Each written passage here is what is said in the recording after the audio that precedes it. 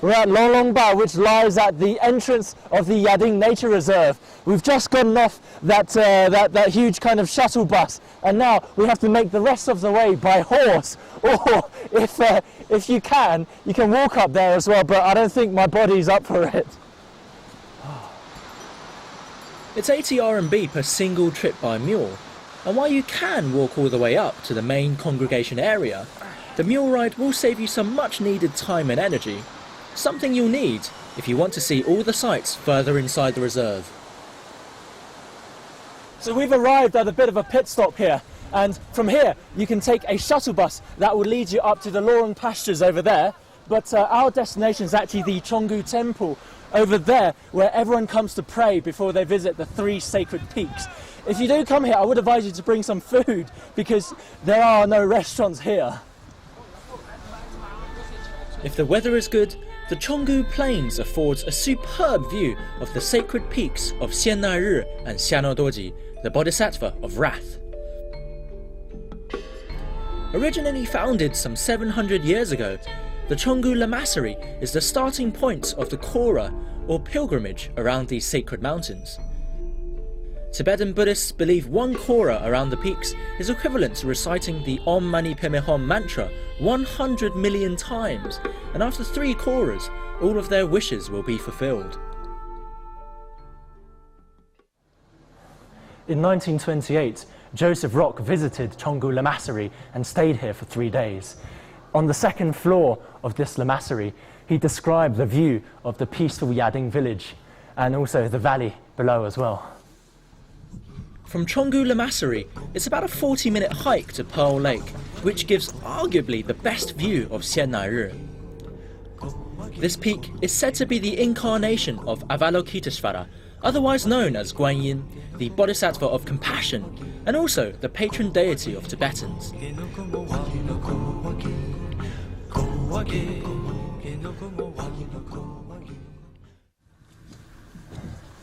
We're not far now, only 150 meters away from Pearl Lake, and I've got Xiannai in front of me and golden trees to the left. This is brilliant.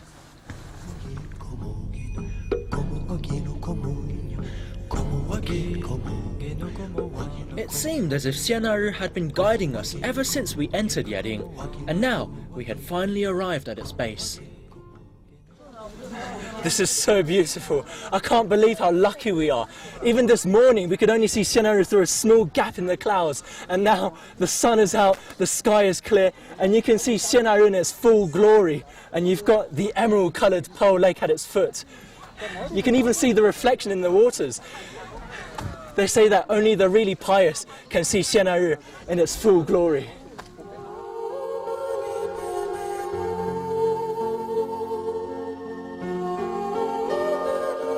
It'd been snowing heavily for the 2 days before we arrived, so you can imagine how lucky we were to see Xiannai so clearly. There's a saying for Xiannai that goes, "Only visit me when my body is white, and should my body turn to black, visit me no more." A strong reminder that these kinds of places can only exist with proper conservation.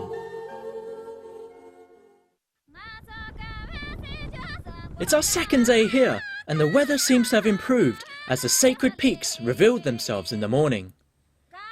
Legend has it that when Padmasambhava was invited to spread Buddhism in Tibet in the 8th century, he projected his divine light onto the mountain range here and named many peaks and lakes after Buddhist figures, the most important of which are the 3 sacred peaks. We've seen 2 of them already, and we'll finally get to see the last one today.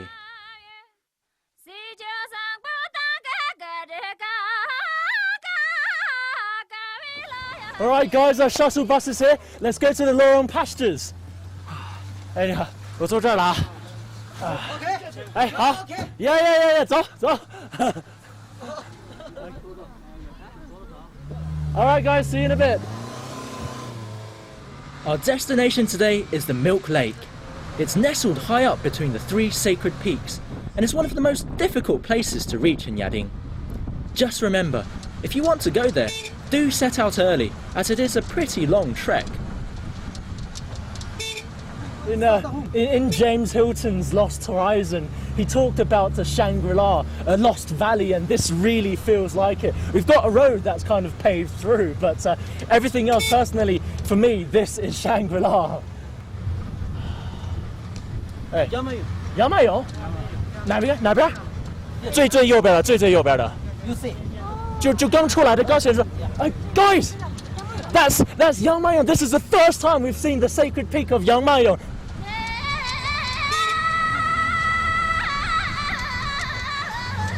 In Tibetan, these three sacred peaks, they're called Konkarisum Gongba, I think.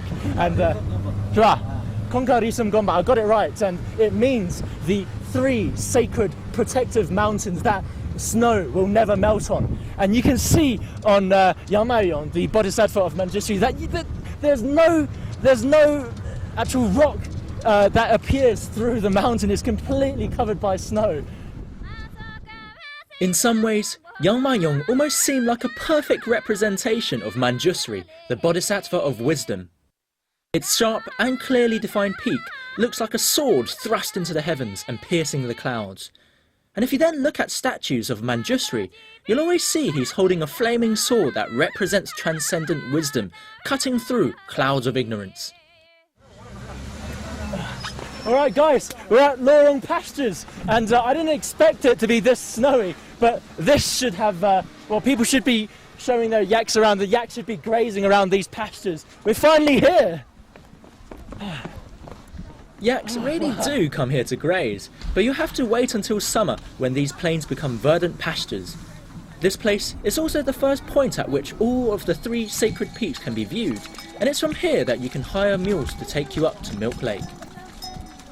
Right now, we're in the Lorong Pastures where the altitude is around 3,000 meters, and we're heading for Milk Lake, which is about 4,000 meters above sea level, so around a 1,000 meter difference. And right now, riding on this horse and walking into the mountain valley, I really do feel like Joseph Rock as he explored the valley of Shangri-La. It is quite expensive to go up by mule, and a round trip will set you back around 300 RMB. But it does mean that it will take you just 1.5 hours to reach Milk Lake, as opposed to more than 4 hours by foot. It's a pretty tiring climb, so if you do decide to take the easier route, be sure to arrive early, as only 90 people per day can go up by mule. For an additional fee, you can also ask the wranglers to help you carry your bags.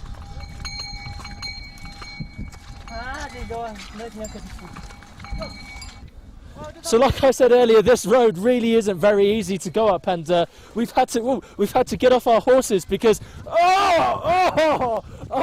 bloody hell! Because the horses can't carry us over this stretch of muddy water. As you climb up, the trail becomes tougher and tougher. Our path basically takes us across muddy plains, over exposed boulders, and then onto slippery rock surfaces that we had to clamber over. Here, a 10-minute mule ride is basically equivalent to half an hour of walking.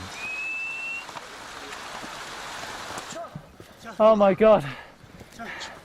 I don't think we're even well, we're probably 3/4 of the way there, but this place is absolutely gorgeous. I'm sweating like a pig, and my head is really throbbing. My heart feels like it's in my mouth. But just look around you, man, just look around you. Have you ever seen something like this? I've never climbed a path as beautiful as this, and it felt like we were exploring an unknown part of the Himalayas. The way up to Milk Lake is not easy, but nothing beats the feeling of finally reaching the top after such a tiring trek.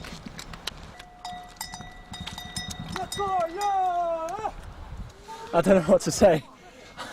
I really don't know what to say.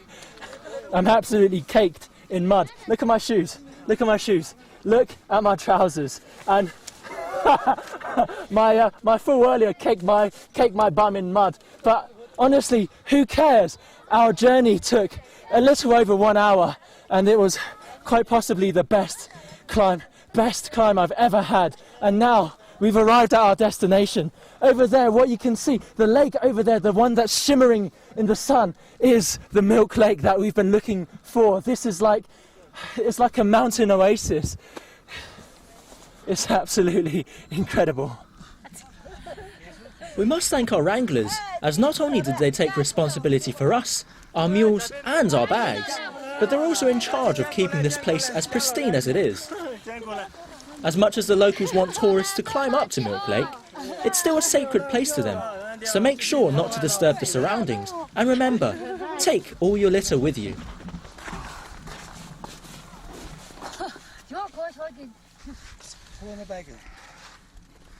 We're nestled in between the Konkari Gomba, the 3 sacred peaks, and behind me, this is the sacred peak of Shangri. Over there, the sacred peak of Shenodoji, and over there, the sacred peak of Yangmayo. And right in front of me here is the sacred lake of Milk Lake. This feels like a mountain oasis.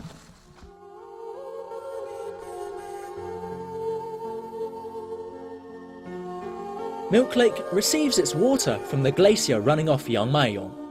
It gets its name from the reflections of snow-capped peaks on its surface, which turn the edges of the lake milky white.